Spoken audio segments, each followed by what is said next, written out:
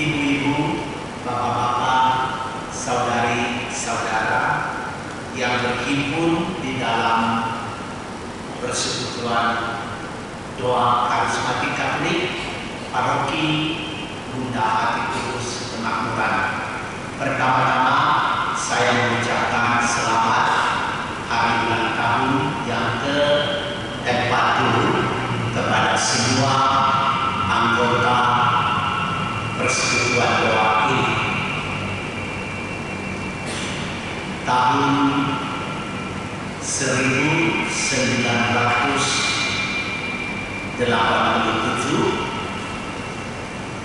ada yang sudah ada di sini kan?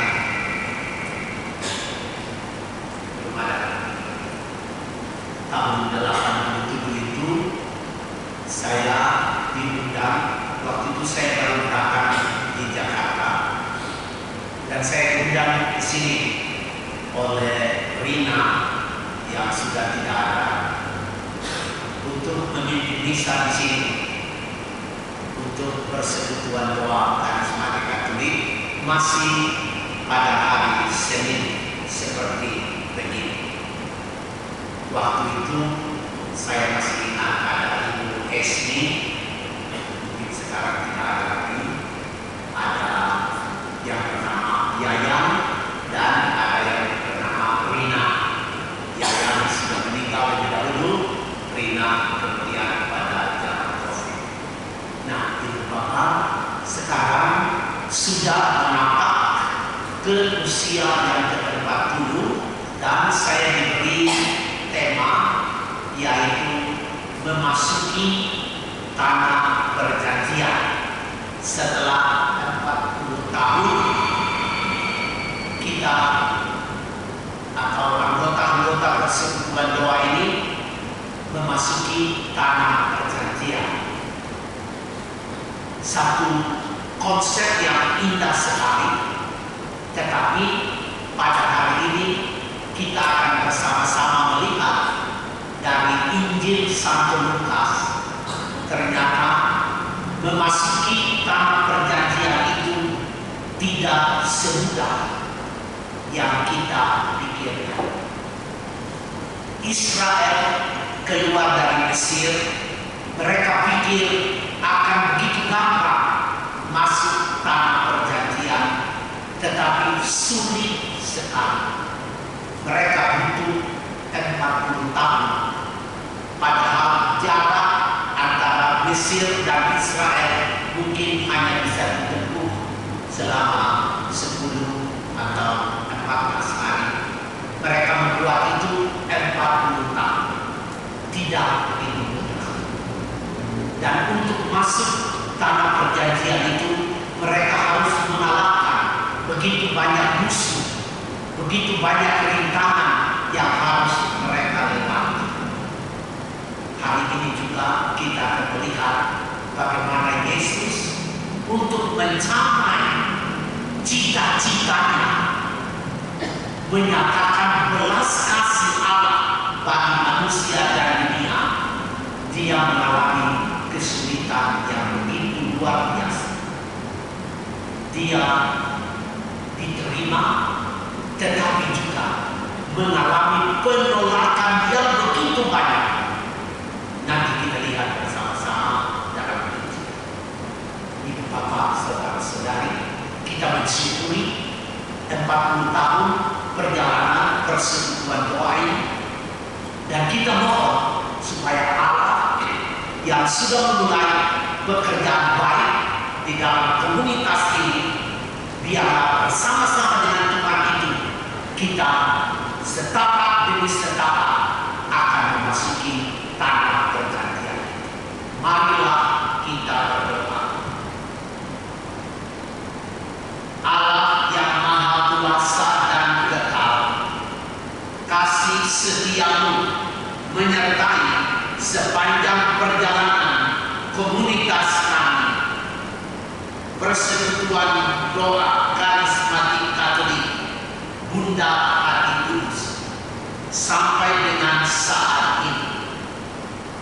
Engkau menunjukkan kasih setiamu melalui keberadaan kami selalu Engkau berikan untuk kami sampai di usia yang ke-40 tahun ini. Terima kasih, Engkau sungguh baik dan tidak pernah membiarkan kami menurut pemikiran kami sendiri, melainkan karena ada penolong yang Engkau kirimkan bagi kami, yaitu Roh Kudus. Semuanya ini kami sampaikan dengan perantara Yesus Kristus Putra-Mu, Tuhan kami, yang bersama dengan Dikau dalam persatuan Roh Kudus hidup dan berkuasa Allah sepanjang segala masa. Amin. Bacaan dari surat pertama Rasul Paulus kepada jemaat di Korintus.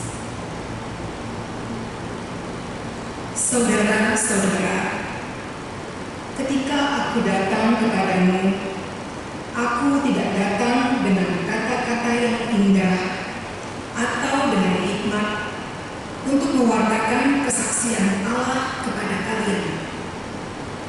Demikianlah sabda Tuhan.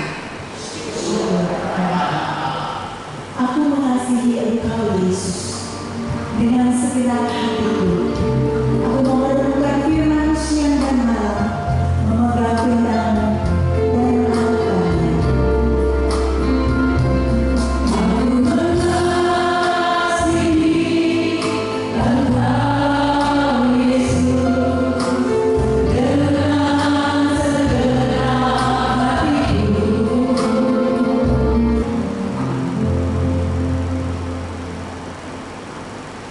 Haleluya, haleluya, haleluya, haleluya, haleluya,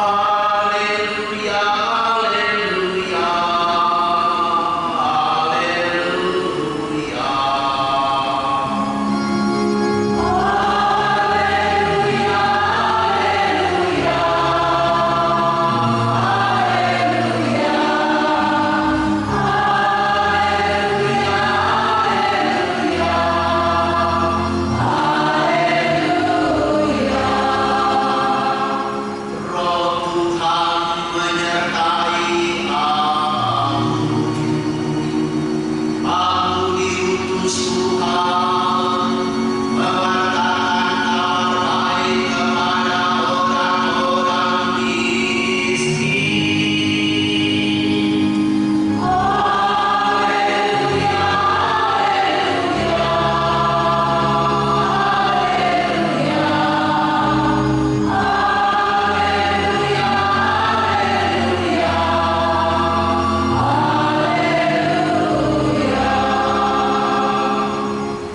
Tuhan bersamamu.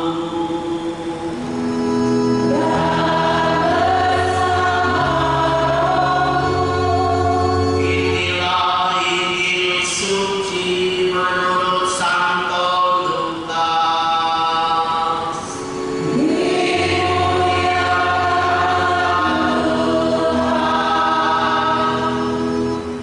Sekali peristiwa, datanglah Yesus di Nazaret, tempat ia dibesarkan. Seperti biasa, pada hari Sabat, ia masuk rumah ibadah. Yesus berdiri, hendak membacakan kitab suci. Maka diberikan kepadanya kitab Nabi Yesaya. Yesus membuka kitab itu dan menemukan ayat-ayat berikut. Roh Tuhan ada padaku, sebab aku diurapinya untuk menyampaikan kabar baik kepada orang-orang miskin. Aku diutusnya memberitakan pembebasan kepada orang-orang tawanan, penglihatan kepada orang-orang buta, serta membebaskan orang-orang yang tertindas.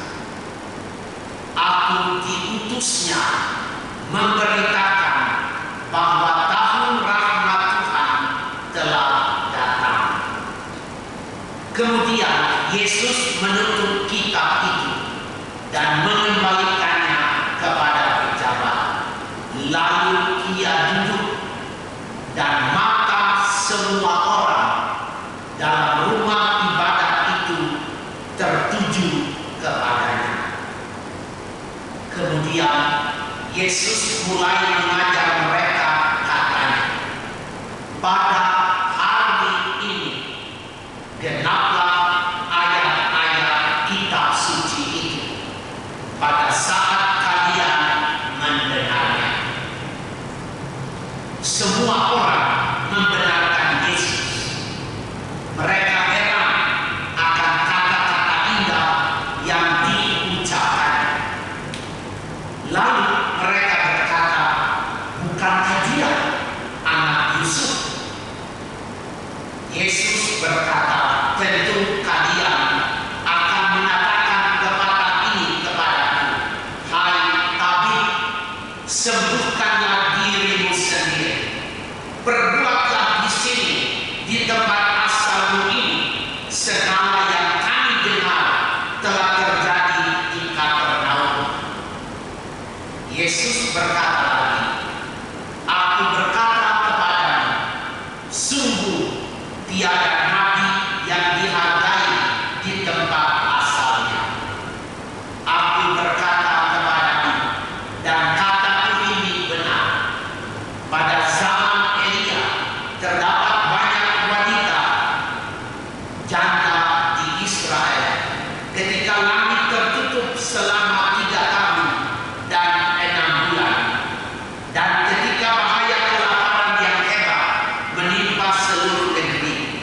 Tetapi Elia diutus bukan kepada salah seorang dari mereka, melainkan kepada seorang wanita janda di Sarfat, di tanah Sidon.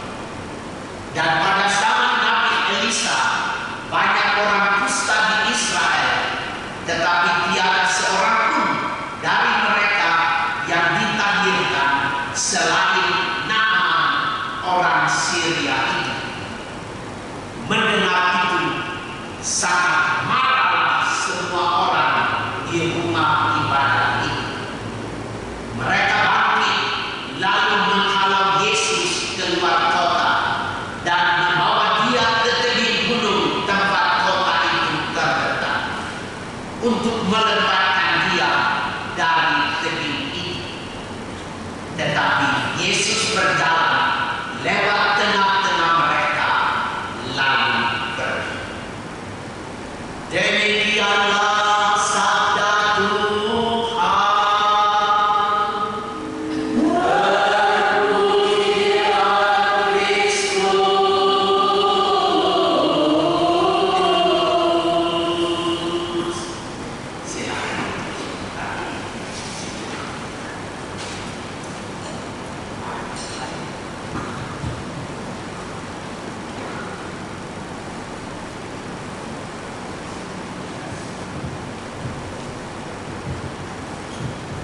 Ibu-ibu, bapak-bapak, saudari-saudara, saya ajak kita bersama-sama coba merenungkan kisah dari Injil Lukas tadi dalam rangka mensyukuri perjalanan ke-40 tahun komunitas Persekutuan Doa Karismatik Katolik Paroki Bunda Hati Kudus. Pertama, saya ajak kita untuk memahami dulu keadaan pada waktu itu. Keadaan Yesus pada waktu Injil Lukas bab 4 tadi ditulis.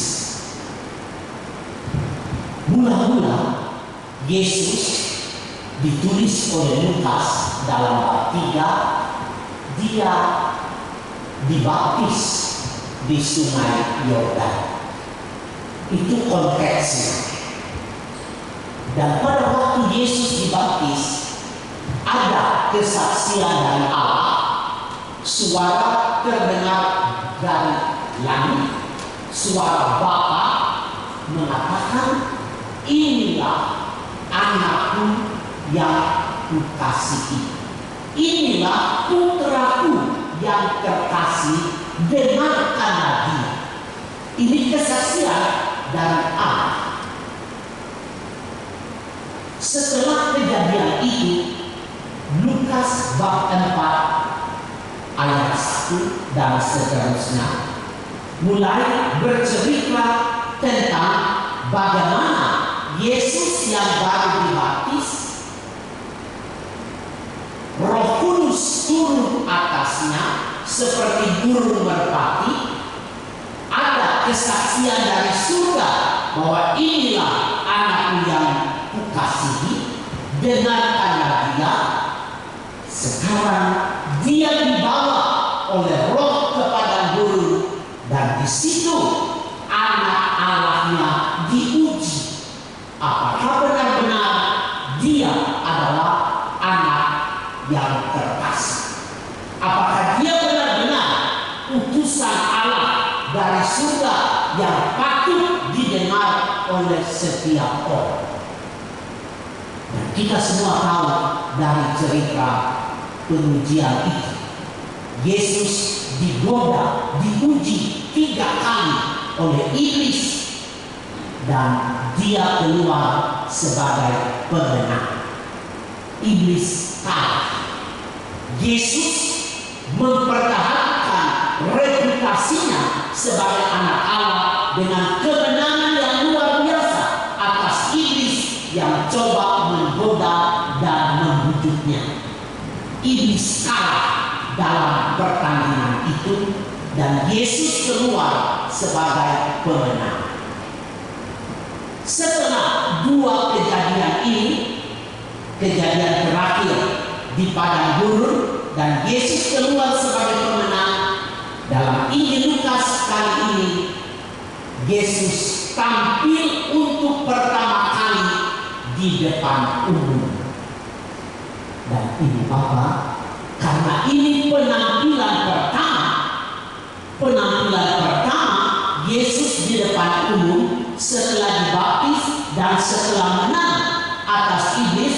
Maka penampilan pertama ini adalah penampilan yang sangat menentukan keberhasilan Yesus di masa yang akan datang.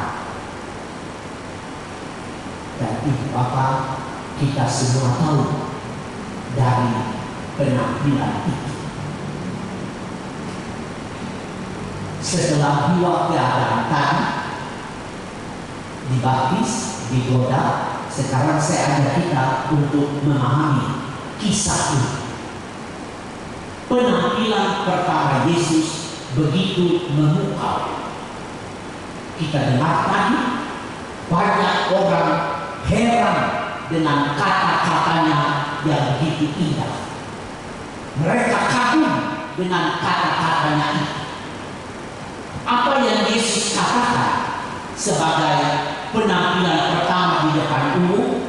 Dia berkata tentang nubuat Nabi Yesaya 61 tentang dia, tentang Yesus.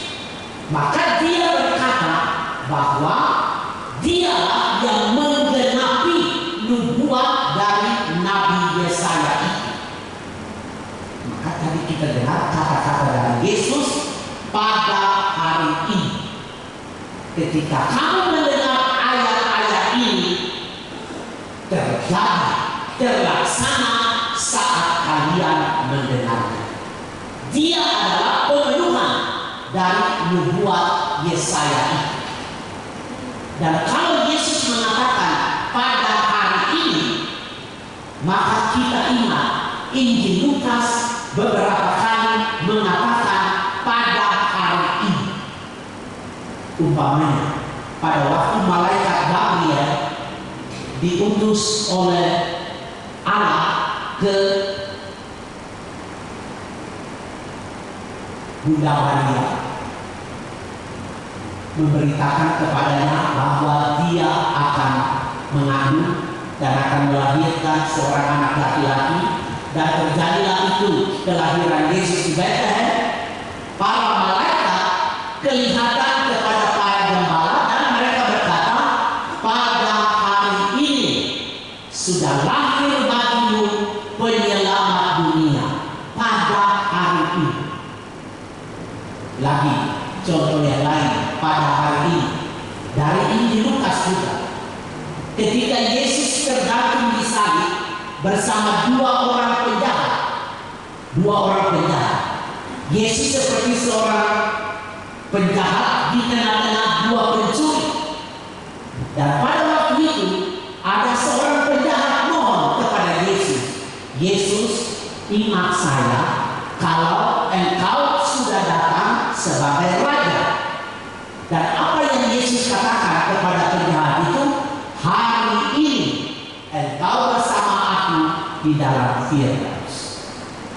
Apa artinya itu? Hari ini, seperti kita dengar dalam Injil Lukas hari ini, hari ini genaplah ayat-ayat kitab suci itu. Tuhan Yesus mau mengatakan bahwa keselamatan terjadi sekarang ini, bukan kemarin, bukan akan datang, tetapi setiap hari ada keselamatan Allah. Keselamatan dari Allah itu bukan hal-hal yang tertunda-tunda, tetapi pada hari ini, saat sekarang ini, ketika ibu bapak duduk mendengar permenungan ini, terjadilah keselamatan dari Allah itu. Nah, bagaimana keselamatan itu terjadi? Yesus mengurainya. Dia katakan, "Saya diutus, diurapi oleh Roh Kudus untuk mewartakan bahwa tahun rahmat Tuhan sudah datang." Nah, apa itu tahun rahmat Tuhan? Tahun rahmat Tuhan adalah orang-orang miskin mendapat kabar baik. Tahun rahmat Tuhan adalah orang-orang buta dapat melihat. Tahun rahmat Tuhan adalah orang-orang tawanan dilepaskan. Tahun rahmat Tuhan adalah orang-orang yang tertindas dibebaskan. Nah, ibu bapak, Kristus adalah pemenuhan nubuat Yesaya. Dan pada waktu orang-orang mendengar kata-kata Yesus, maka terjadilah tahun rahmat Tuhan. Pada saat itu juga terjadi, orang miskin mendengar kabar baik, orang buta melihat, orang tawanan dibebaskan, orang yang tertindas dilepaskan. Nah, ibu bapak, itu adalah misi dari Yesus. Dan kita dengar dalam Injil tadi, orang begitu heran dengan kata-katanya, tetapi keheranan orang banyak yang mendengar Yesus hanya sebentar. Sebab setelah mereka heran, mereka bertanya, "Bukankah ini anak Yusuf? Bukankah bapa dan mamanya kita kenal? Bukankah saudara-saudaranya ada di tengah-tengah kita? Bukankah dia ini anak tukang kayu?" Mereka mulai kecewa terhadap Yesus. Dan kita dengar dari cerita tadi, pada akhir cerita itu, bagaimana orang-orang banyak itu begitu kecewa, mereka begitu marah, sampai akhirnya mereka menolak Yesus ketika dia memberi perumpamaan kepada mereka tentang Elia dan Elisa. Ketika Yesus mengatakan, "Apakah Anda pikir bahwa Allah itu hanya mengasihi kalian?" Tidak, Allah mengasihi semua orang. Apakah kamu pikir bahwa kamu hanyalah orang-orang yang terpilih? Tidak, Allah datang untuk semua orang. Dan mereka begitu marah, ibu bapak, sampai akhirnya tadinya mereka heran akan kata-kata Yesus, akhirnya mereka marah dan menolak dia. Apa artinya ibu bapak? Lukas bercerita seperti ini. Yesus mewartakan misinya. Dia datang membawa tahun rahmat Tuhan, kabar baik untuk orang miskin, pembebasan kepada orang tawanan, penglihatan kepada orang buta, pelepasan kepada orang tertindas. Tetapi dia gagal. Yesus gagal. Kenapa dia gagal?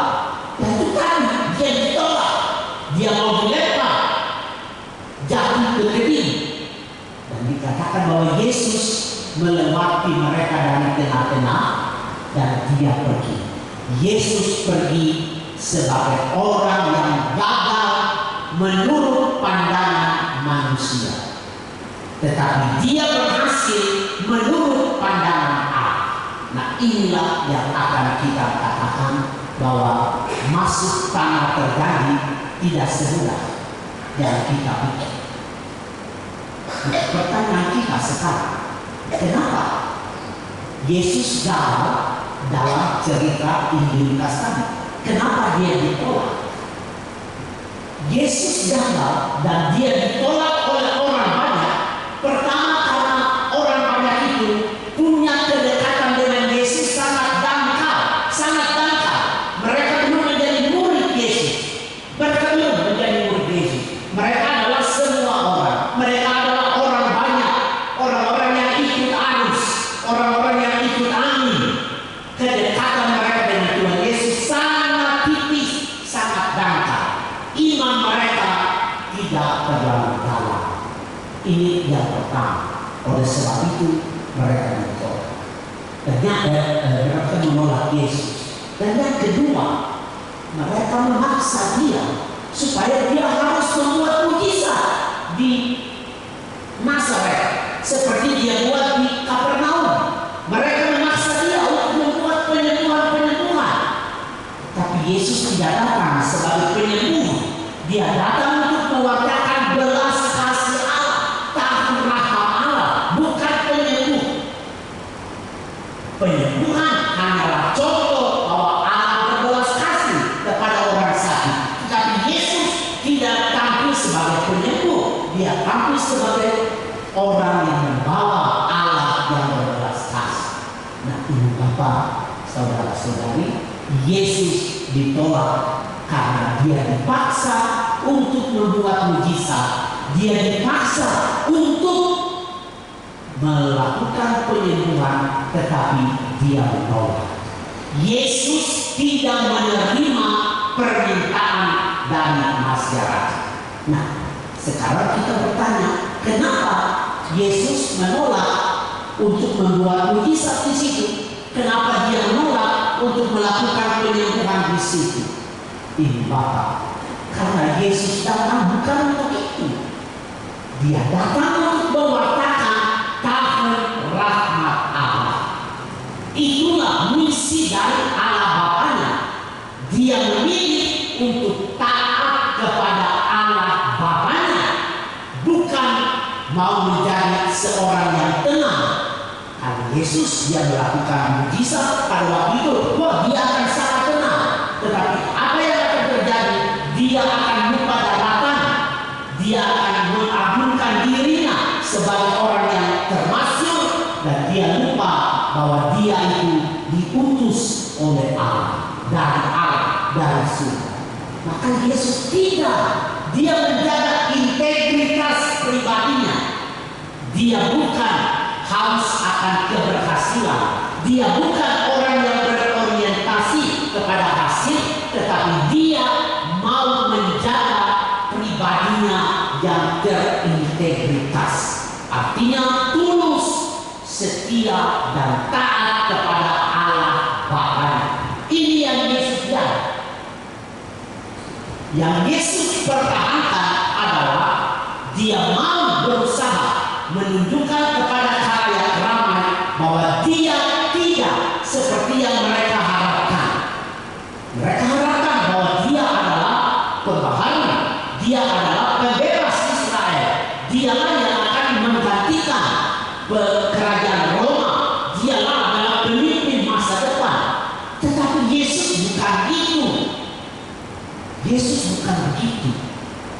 Kalau dia adalah raja seperti orang-orang Israel pikirkan, maka tentu dia harus datang dengan kekuatan militer. Dia harus datang dengan kekuatan uang, kekuatan politik. Tetapi Yesus tidak punya militer, dia tidak punya kekuatan ekonomi, dia tidak punya kekuatan politik,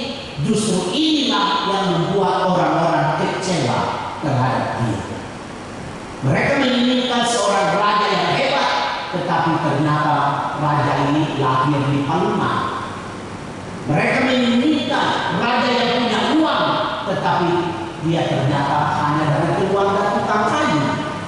Mereka inginkan seorang raja yang hebat, luar biasa benar, tetapi ternyata dia hanya seorang yang suka makan dengan para pemungut cukai. Dia adalah orang yang minta pemungut cukai mengikuti dia. Mereka ingin seorang raja yang luar biasa, tetapi dia malah mengatakan kalau orang menampar pipi kirimu, beri juga pipi kanan.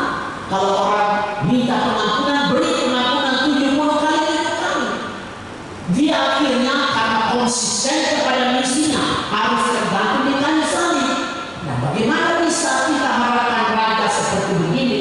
Tetapi itulah yang Yesus pelihara, integritas dirinya sebagai seorang yang taat kepada Allah Bapanya. Nah, ibu bapak, saudara-saudari, apa yang Yesus taat kepada Bapanya, itulah juga yang dia ajarkan kepada murid-muridnya. Dan ajaran Yesus itu juga dia ajarkan kepada kita. Pada ulang tahun kita yang ke-40, dengan ketaatan Yesus kepada Allah Bapanya, ketaatan kepada misinya, dan tidak bergeser sedikit pun, sekalipun ada permintaan sana sini agar supaya dia menyatakan kuasanya, dia menyatakan mujizatnya, dia tetap setia kepada misi Bapanya. Sekarang itulah yang dia ajarkan kepada kita. Kalau kita pada usia 40 tahun ini, kita katakan bahwa kami sudah dituntun oleh Roh Kudus untuk menjadi murid Tuhan, maka kita harus katakan bahwa saya menjadi murid Tuhan, saya menjadi murid Yesus, artinya saya harus menjadi orang yang percaya. Orang yang percaya. Nah, kita mesti menguji kita punya iman sendiri.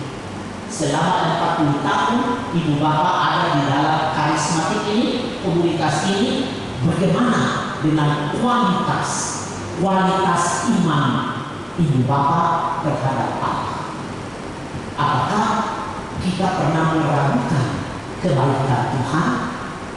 Apakah kita pernah mencoba Allah? Apakah pernah kita merasa tidak puas dengan apa yang Allah berikan kepada kita? Apakah syukur kita tidak pernah sampaikan kepada Tuhan yang memberi segala-galanya kepada kita? Ini kita mesti mempertanyakan iman kita di usia 40 tahun persekutuan doa ini. Bagaimana mutu iman kita kepada Allah? Kami tidak pernah boleh meragukan sedikit pun kebaikan Tuhan, kebijaksanaan Allah, dan kemahakuasaan Allah. Kita tidak pernah boleh meragukan itu sedikit pun. Bahkan kalau ternyata apa yang kita alami sebagai musibah dalam kehidupan kita, orang yang beriman kepada Allah, dia akan mengatakan Allah tetap mengendalikan situasi. Bahkan musibah itu Tuhan bisa pakai untuk mendatangkan berkat-berkat yang lebih banyak lagi kepada kita. Iman seorang murid Tuhan adalah seperti begitu. Dia percaya bahwa Allah selalu menghendaki yang baik. Yang kedua, dia percaya bahwa Allah tahu apa yang baik untuk saya, dan dia percaya Allah tahu kapan dia memberikan yang terbaik itu untuk saya. Iman kita mesti diuji seperti begitu. Saya percaya ibu bapak sendiri sudah punya iman di dalam hati. Dan dalam persekutuan doa ini, di dalam komunitas ini, Anda juga sudah mengucapkan iman itu dalam bentuk doa, dalam bentuk lagu, dalam bentuk pujian. Dan saya percaya juga bahwa iman yang kamu ucapkan dengan mulut, dalam kata-kata, dalam doa dan pujian, iman itu juga kamu sudah nyatakan di dalam perbuatan-perbuatan nyata. Tetapi pertanyaannya, ketika imanmu diuji, apakah Anda keluar sebagai pemenang atau Anda kalah dalam ujian itu? Nah, inilah yang menentukan kualitas iman kita. Iman ada di hati, kita ucapkan dengan mulut, kita menyatakan dalam perbuatan nyata, tetapi iman itu pada saatnya akan diuji, dan kita harus keluar dari ujian itu sebagai pemenang, seperti Yesus keluar dari ujian guru sebagai pemenang. Ini yang pertama, iman percaya kita setelah 20 tahun. Yang kedua, menjadi murid Tuhan berarti menjadi orang yang terlibat. Kita mesti menguji keterlibatan kita. Artinya terlibat itu berarti kita berada di tengah-tengah rakyat, di tengah-tengah umat, untuk merasakan mereka punya penderitaan, untuk merasakan mereka punya kesusahan, untuk merasakan mereka punya pengalaman-pengalaman yang sulit. Kita mesti berada di tengah-tengah mereka. Yesus datang membawakan kabar baik untuk orang miskin, pembebasan kepada orang tawanan, pelepasan kepada orang yang tertindas, penglihatan kepada orang-orang buta. Orang-orang ini, kami sebagai murid Tuhan mesti ada di tengah-tengah mereka. Supaya apa? Kami merasakan mereka punya penderitaan, dan kami memutuskan berbuat sesuatu untuk mereka. Atau kita hanya berdiri pada zona nyaman kita, dan kita tidak mau terlibat di dalam penderitaan orang lain itu. Ini kita mesti menguji sendiri kita punya keadaan sebagai murid Tuhan setelah 40 tahun. Bagaimana keterlibatan kita? Apakah kita menjadi penonton di luar, atau memang ada hadir di tengah-tengah umat dan ikut merasakan persoalan-persoalannya, dan kami memutuskan berbuat sesuatu untuk membebaskan mereka dari kesulitan-kesulitan itu. Dan yang terakhir adalah menjadi murid Tuhan berarti menjadi orang yang berani melawan arus. Yesus ketika melaksanakan kepemimpinannya sebagai seorang pelayan, sebagai seorang gembala, sebagai seorang pengurus umatnya pada waktu itu, dia adalah seorang yang melawan arus. Bagaimana kita lihat dia melawan arus? Ketika dia menjamah luka-luka orang kusta yang menangis, di situ dia menyatakan kepeduliannya. Dia bukan seorang raja yang pegang tongkat dari istana lalu kemudian melambai-lambai kepada rakyatnya dari balkon istana. Tidak. Tangannya itu justru menjamah luka-luka orang kusta yang menangis. Kepedulian Yesus. Dia lawan arus itu. Lawan arus. Karena orang kusta adalah orang najis, tidak boleh dijamah. Ibu bapak masih ingat cerita tentang orang yang turun dari Yerusalem ke Yeriko, jatuh ke tangan penyamun.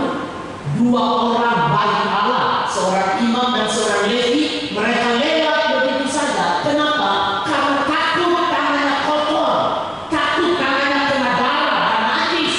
Yesus tidak, dia melawan arus. Dia tolong orang kusta itu. Dia melawan arus. Ketika dia masuk ke bait Allah, dia lihat orang-orang berdagang di sana. Apa yang dia buat? Dia ambil celeti dan dia mencabut mereka, dia usir mereka keluar. Dia berani melawan institusi yang salah. Yesus berani melawan arus. Bagaimana ketika dia bertemu dengan Sakeus? Hai Sakeus, turun, saya akan menumpang di engkau punya rumah. Yesus membuka pintu dialog dengan orang-orang yang dikecam oleh masyarakat. Dia tidak jauh dari mereka. Dia buka pintu dialog dengan mereka.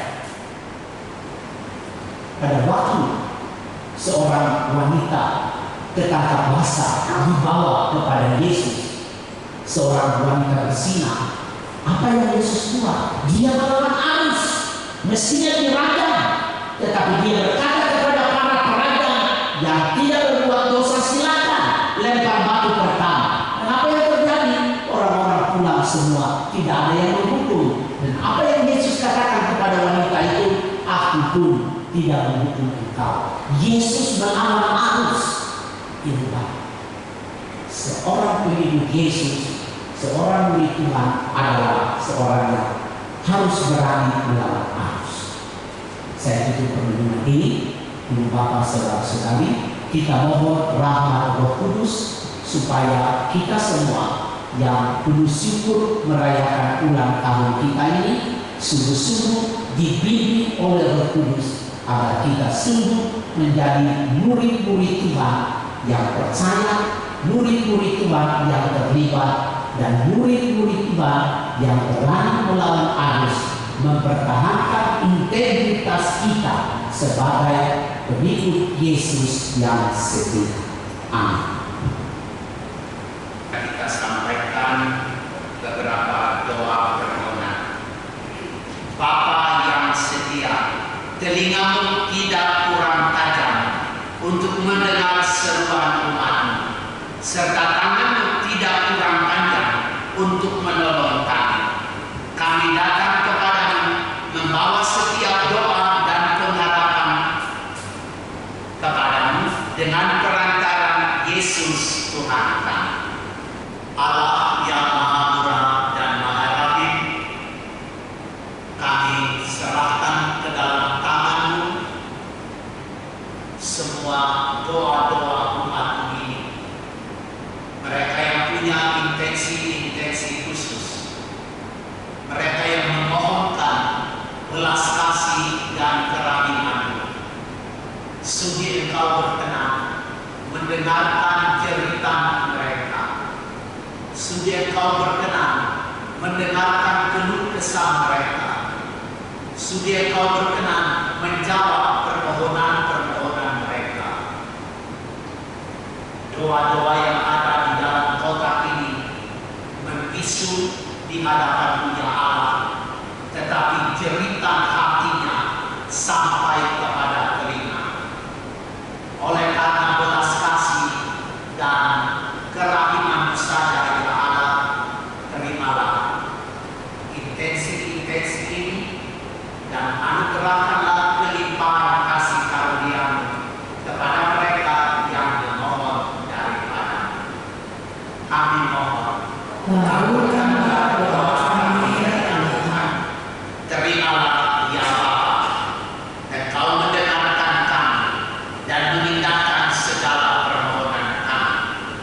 Terjadilah menurut rencana-Mu dan waktu-Mu.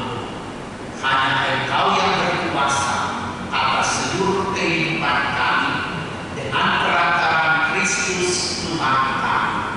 Amin.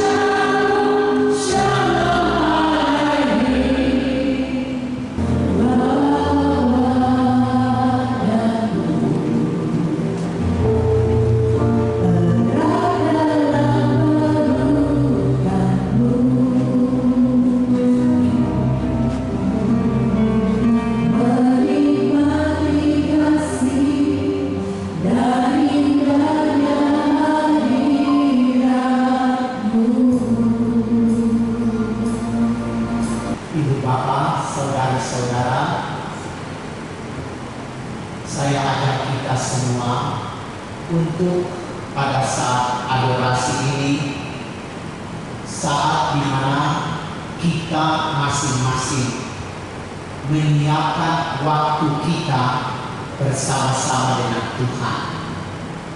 Memang tadi dalam homili kudus kita sudah menyambut Tuhan Yesus. Tetapi Ekaristi Kudus berjalan begitu cepat. Adorasi ini saatnya kita menciptakan kualitas waktu kita sendiri bersama Tuhan. Saya bicara pribadi dengan Tuhan. Saya sediakan waktu supaya saya bicara dengan Tuhan. Saya kemukakan masalah-masalah saya. Saya menciptakan kesempatan agar Tuhan mau bertemu dengan saya. Kita membuka dengan lagu Yesus dan Haleluya.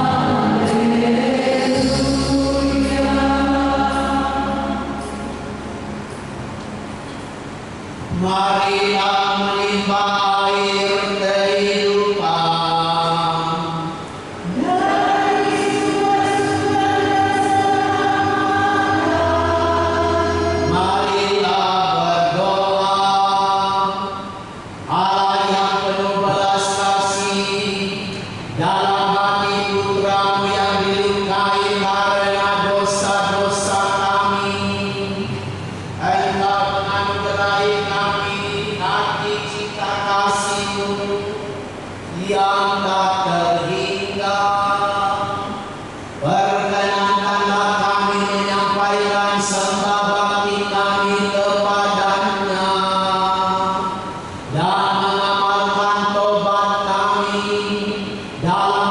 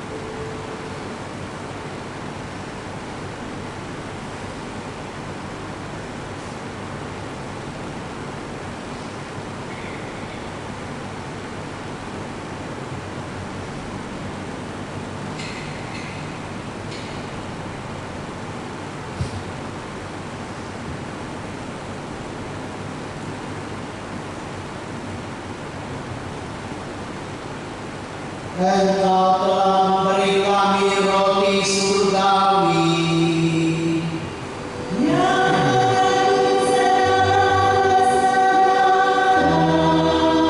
Marilah kita berdoa.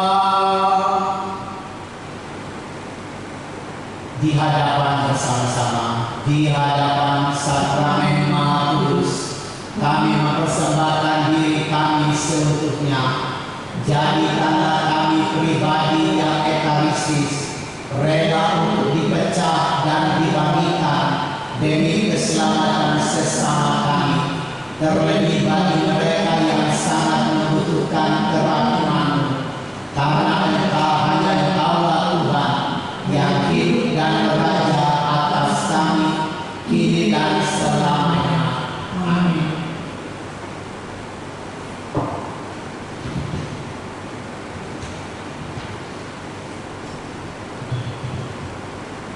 Doa pujian.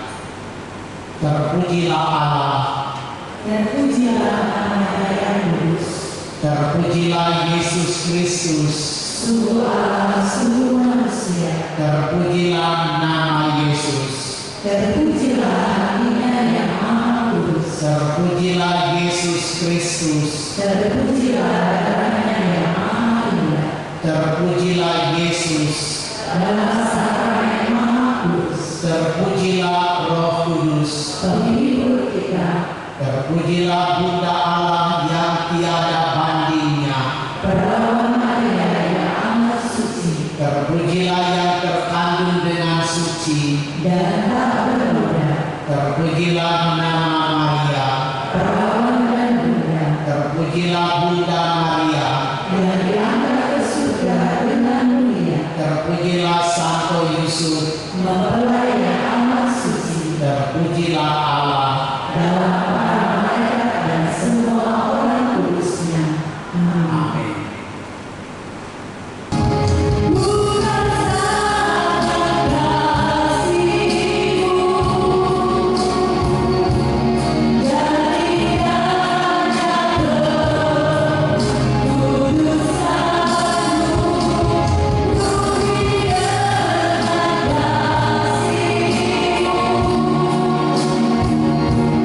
Diam di hari ragu, ku mengangkat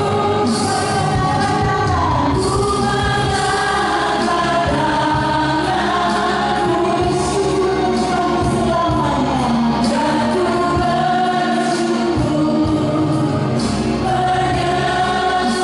menyembah-Mu, penuhi dengan kasih-Mu. Diam di hari ragu, bawakan Kristus dalam hari ragu.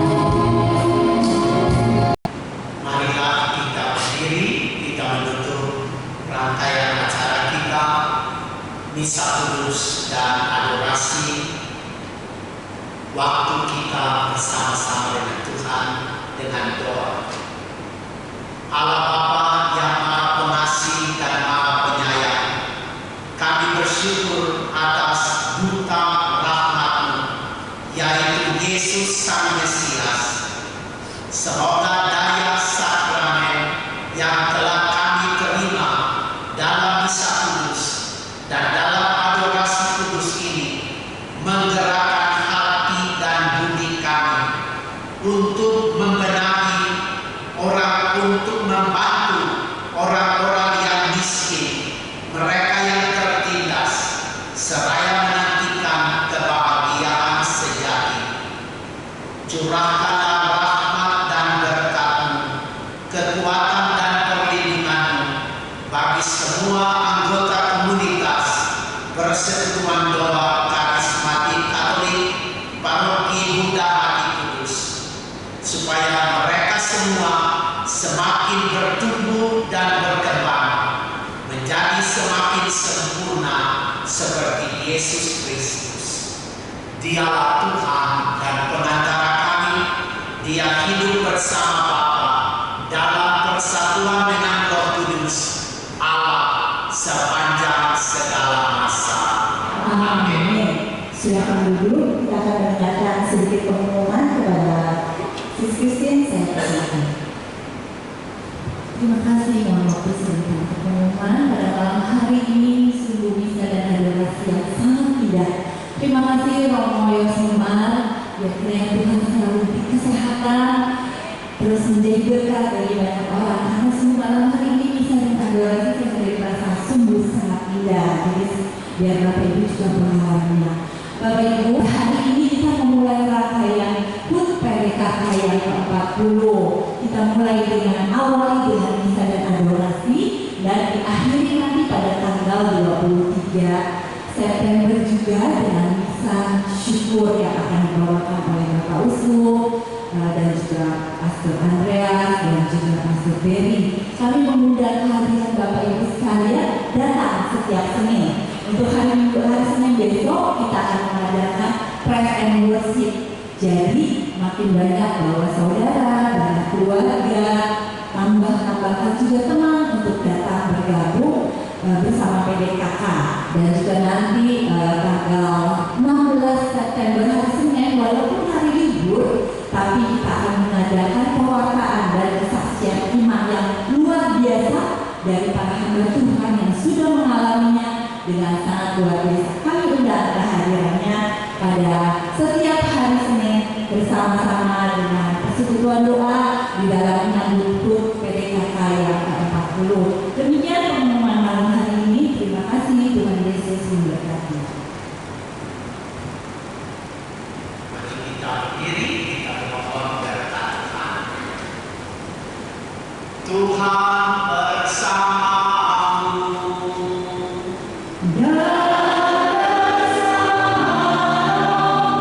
Semoga kita sekalian diberkati dan dilindungi oleh Allah yang Maha Kuasa, Bapa dan Putera dan Roh Kudus.